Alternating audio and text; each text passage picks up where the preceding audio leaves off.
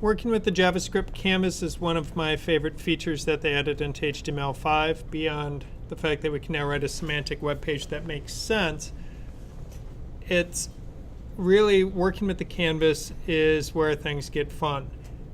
Key things to remember with the JavaScript or with the HTML5 canvas is that the only way to add contents to it is through JavaScript. So it does require JavaScript to be running. We don't add our HTML to it. We are using JavaScript to fill its contents, manipulate its contents, and work with it. A couple of other things. The HTML5 canvas element is transparent background by default, but you can fill it with images or colors as you see fit. You can have multiple canvases on a given page. In this case, I have 4. But we can also have all the canvases sitting on top of each other, so they could be positioned on top.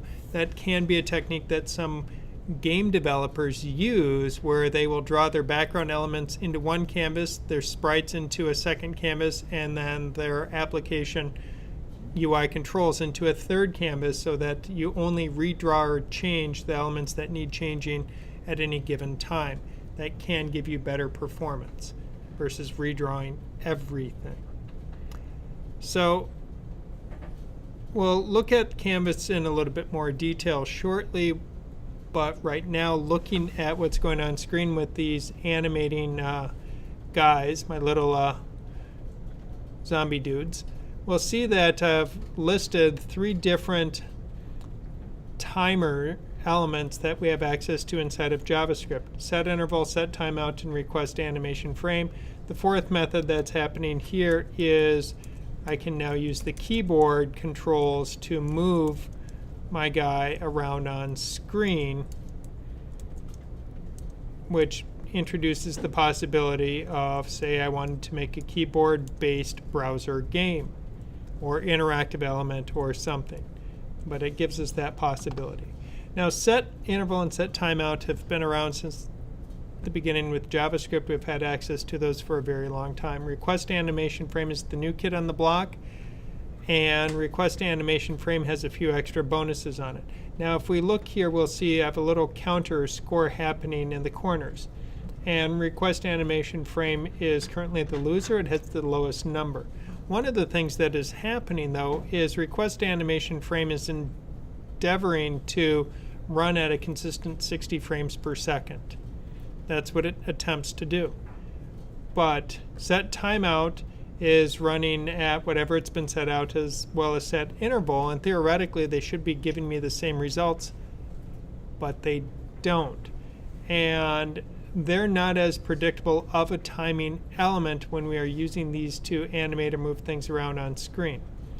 Now, there's another thing that happens. I'm going to click over to one of the other screens for a moment, and we can see we have the 2 moving around on screen here. And this is going to allow us to introduce the concept of pseudo classes, like what we used when we were programming in processing. So languages like Java and processing that have the ability to create classes, where we can do object-oriented programming. JavaScript works a little bit different, but we can simulate that by creating an object with a function. Now, the newest iteration of JavaScript, ECMAScript 6, does support classes, so we could use those if we wanted to now, but I'm electing not to introduce that additional complexity yet in the game. Now, if I go back to my timers page here, we will see that request animation frame is even further behind the other 2. I'm going to refresh this page so that they start even and then move off it. And we'll come back to it in a while, because it bears mentioning a profound, not just a small, but a profound difference between request animation frame and the other 2 timing methods. So we'll take a look at some of the code behind it and then go back to that page in a little bit. When we look at the code that's happening here, I have a canvas for each one of the animating zombie guys on screen. All the canvases are the same size. The canvases have IDs associated with them so that I can reference them. Now, when we are working with canvases, and you'll see that there is some text information in the page, you can reread that. It echoes what we'll be talking about here today, some links to follow, but it'll give you some additional insight into working with some of these things. But what I want to dive into now is going into the JavaScript. The first thing that we need to keep in mind is that the canvas is a container, but the canvas is not the actual pixels that we get to write data to. That is the context. The context is the actual pixels. So what we have to do is we have to grab that element by using document get element by ID. So we grab the canvas and then we say, I want the context or the pixels of the canvas. And then it's those pixels that we will then be able to write data to. So we can say context, I want to draw an image on you, or I want to clear the rectangle so that it wipes out what's on screen. And then if we look at the text that's happening here, that looks like what we used to program back in our processing days. And now if I look, fill text, well, that's our text command. What text? Well, that information. Where do I want to draw it? And then this timeout thing, we'll talk about that in a little bit more detail shortly. So remembering I have a canvas, and then that canvas is merely the container, and its context is the pixels that I can then interact with.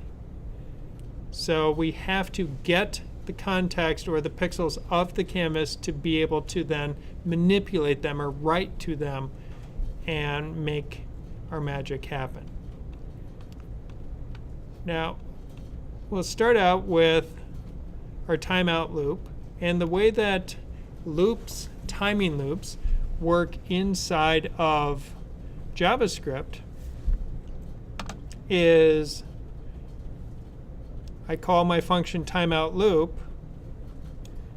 and then timeout loop, here's the function, does all this magicness, and then at the very end it says set timeout, and it tells it to call itself. It says call timeout loop, and it says attempt to do it 60 times a second. So 1,000 milliseconds divided by 60 gives us the timing that we're looking for. So we're trying to do 60 frames a second. So we say figure out that math, and every time that occurs, call this loop.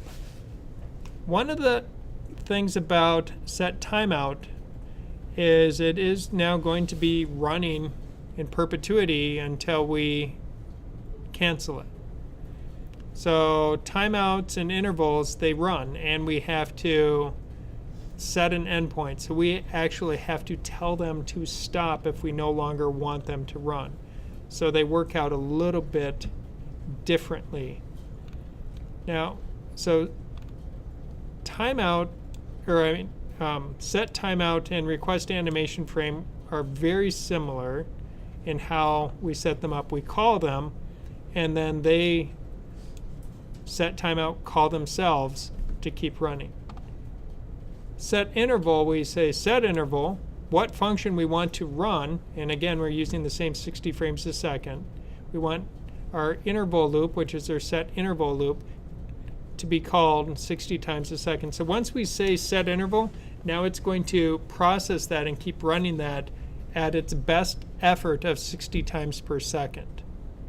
So set timeout and set interval both work very similarly in how they process, but how we create them and instantiate them and use them, the syntax is a little bit different.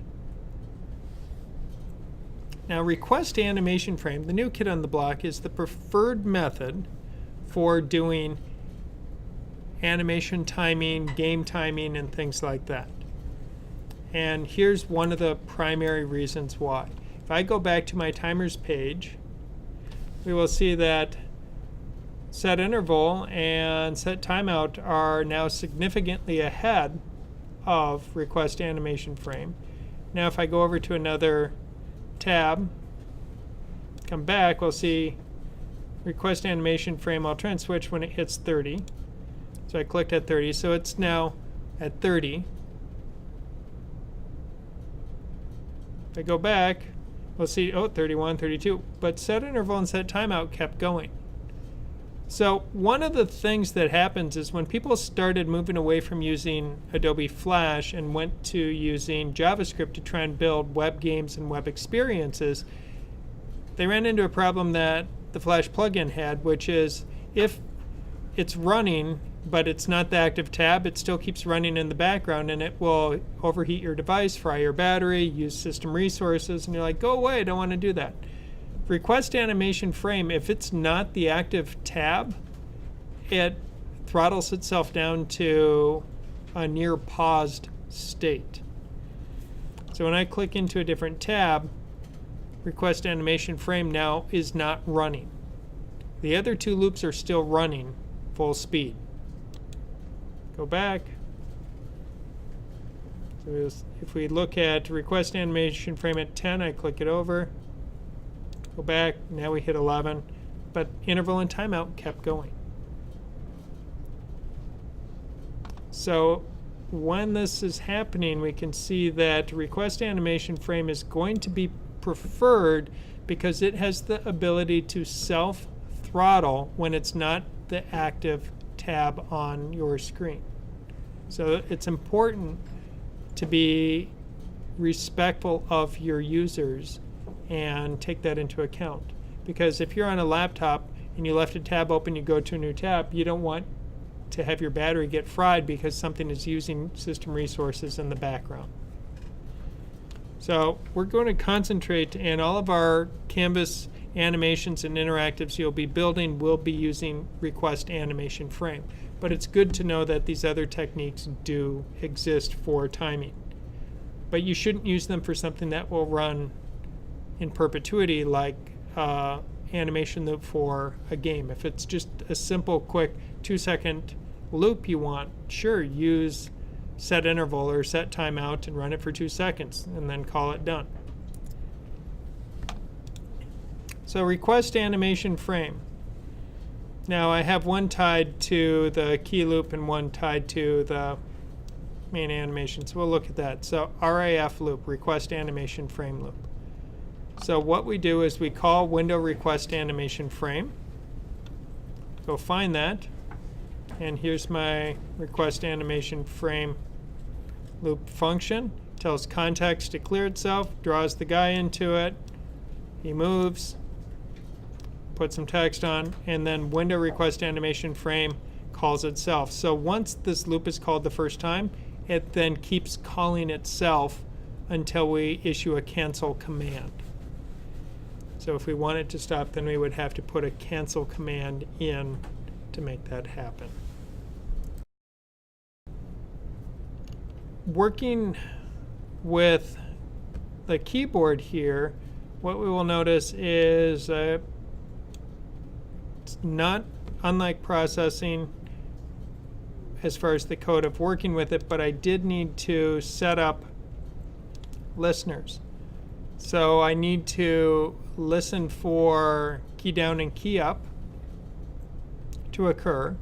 So those are events. My window recognizes those. We don't attach keyboard listeners to the canvas. We don't attach keyboard listeners to elements on the page. We attach them to the window because a keyboard event is a window-based event. So it's not tied to individual elements on our page. So anytime we are using the keyboard, we're always going to be referencing window. So window add event listener and then the keyboard event. Now, you'll notice it's using the same numbers associated that we've done in the past, 37, 38, 39, and 40, corresponding to the 4 arrow keys. So we listen for the key code of the event. The event is that the key was pressed down or the key was released. And when that occurs, we set left, up, right, or down equal to true. When we release a key, key up, we set left, up, right, or down equal to false. So that's how we're able to generate the message of a key is down, a key is up. The only 4 keys that will register are the 4 arrow keys. Now in this instance, it's also been set up that we're preventing any default keyboard behaviors from happening. So when this web page is active, it causes a weird situation in that keyboard shortcuts, as I'm trying to use them, now don't work. Which if I were playing a game using the keyboard, I would want keys to be disabled so that the input keys for the game work. But in this instance, if I'm trying to refresh the page, I can't hit Command R because my key behavior has been prevented from behaving as normal, and the only thing that will register are the 4 arrow keys. So that's key down and key up. Now my key loop says, hey, if one of those is true, we're going to change these position properties of something to move it around on screen. And then we take in context 4, we draw the image of the guy, and we adjust as X position, Y position have been updated, and then we are drawing that image on screen. We go back and look at what's happening again. You can see, press the keys, hold it down. As long as the key is down, then that loop is going to keep happening. That's how I get smooth motion. We don't want movements based on the movement itself to be updating in the key loops here, or not in key loops, in the key up and key down functions, because then our animation will be tied to the keyboard repeat rate. And then that's super ugly, because it starts out the first time and then it pauses, and then it goes based on whatever the preferences set for the key repeat rate. So we don't want to do that. That's just not a good way to try to animate something. And then the key loop is just repeating itself just like the other one. Technically, all of this that's in this key loop could be inside of the other Requestanimationframe loop. We really only need one Requestanimationframe loop, and I could just have that as a separate function and move it. But because these are 4 separate examples, that's why it's broken into separate pieces. Normally, you're only going to have one loop on screen, and then you do all of your magic for your program inside that one loop. And we'll take a look at that in just a moment. And the class is sort of kind of like classes file. There's 2 instances of the same object on screen, but each object has its own properties. So it gets to do its own stuff. So if you think back to when we built some things in processing where we had, even in the catcher game, all the drops. Each drop is just an instance of the drop class. So each one of these guys is an instance of my zombie class. So we'll get rid of the required business first, which is, let's see, I have a canvas element. All right, has an ID of canvas. So context is equal to document get element by ID canvas, and I grab its context. Cool. Next, my zombie image is equal to a new image, and the source for that is my guy.png. All right. So because we only want to load this image once it's in memory, we can use it with every instance of our zombie guy. So we don't have to load it or create a new image inside my class. It doesn't make sense to do that. So we did some of that in processing where we would load our assets first, and then our classes would reference those loaded assets. Otherwise, if we keep reloading assets, we run out of resources. So we don't want to go there. So create a new image, set the source for that equal to that element. And if you want your assets in nice folders and make it all pretty, you certainly could be referencing your assets or images folder and stuff like that, because I know that's a better practice. But with only one image file, we're keeping it simple. Now I have my zombie class, and this is where we do have to think about things a little bit different. if I look here in the zombie class, it says function zombie, and then it doesn't say var. It doesn't reference, x, int x or float x or any of that, because what we're doing is we are creating a series of properties that belong to this object. And when we use this magic word this, that property then will be unique to each object instance. So every zombie I put on screen will have its own x, its own y, its own w, its own h, its own speed x, and its own speed y. So each one will get its own properties. It's also going to, each one will get its own update function and its own display function, because we want each one to update itself individually, because if one hits the wall, we don't want all the objects to change direction, because right now I have the little kind of wall bounce action going on. And we don't want both of them to be changing direction. We only want the one that hit the wall to change direction. So to do that, we're using this magic word this. Now I will let you know that when you write something like this, and I made this mistake, it's really easy. You start writing things out and you're like, yeah, this y is plus equals speed y. Yeah, that looks right. It looks right, but it's not, because we have to have this dot. We have to have this dot. So every time we add a value, we have to decide, is it one of these properties that's going to be part of this object? If so, we have to use the word this.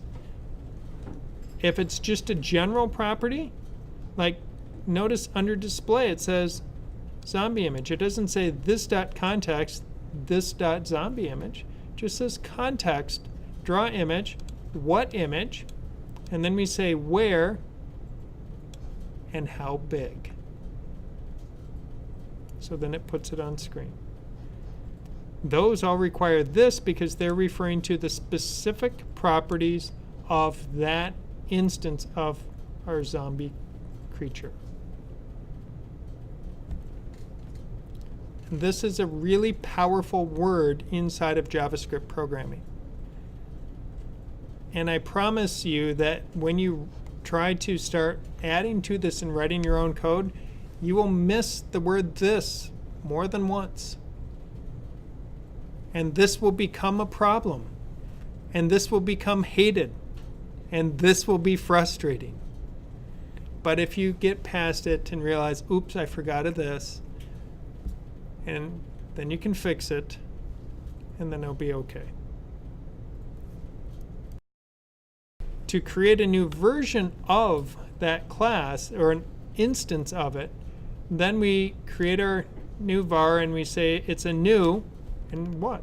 What is it? It's a new zombie. We grab our two new zombies. Now in our request animation frame loop, we clear the screen. We tell zombie 1 to update, zombie 2 to update, zombie 1 to display, 2 to display. And then we tell the loop to keep repeating by request animation frame. Call yourself. That, to me, is syntax that has always bothered me, of a function calling itself, so it creates that loop. But when we recognize we are making a loop, it makes sense, but I still don't like it. We just live with it.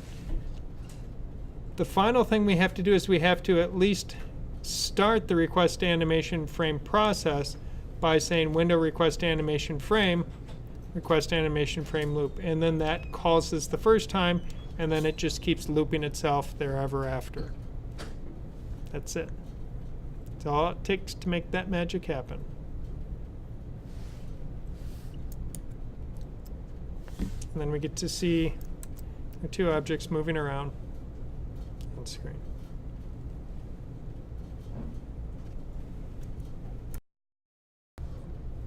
Math.random gives us a value of 0 to 1. Processing, we just said random and put in the values that we want. JavaScript only supports math.random. You could write your own utility class that would create random numbers like processing, but otherwise we just use math.random and then multiply it by the range of values we want. So if that's 0 to 1, multiply it by 300, I get values of 0 to 300. Technically, I get up to, but not including 300, because it's 0 to 0.99999 here, so it doesn't actually give me a value of 1. So it's a lower number. Working with that, we also are going to then want to, we can look up some things and notice draw image. We do have some additional options on it. We can say the starting point of where I draw the image. So if we look at the reference on Canvas from MDN, we can see that the image that we're copying pixels from, where we want to start copying pixels, our source X and Y, how many pixels we want to copy, our source width and height, and then our destination X and Y, and then the destination width and height. So if we know the height of our image, we can multiply it by a percentage to make it bigger or smaller, so we can scale up or scale down the same pixels as we put them on screen, so we can create greater variety within our assets.